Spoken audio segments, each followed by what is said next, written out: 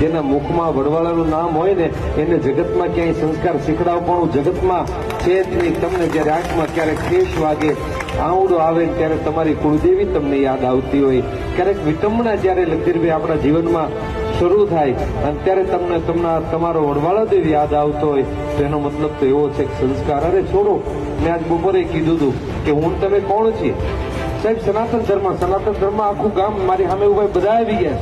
આપણે સનાતની ભારતીય છે અને બધાના હૃદયમાં ધબકતી પોતાના કુળદેવી, પોતાના ઈષ્ટદેવ કે પોતાના સદગુરુના ચરણમાં બધાને પરાક્રમસિંહજી ભાવ અને શ્રદ્ધા હોય.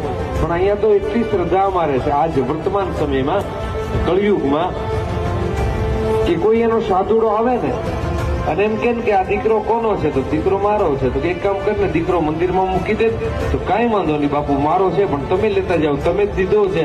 સાહેબ 10 રૂપિયા દેવાય નહીં એવા સમયમાં પણ મારા ઠાકરના સેવકો સાધુને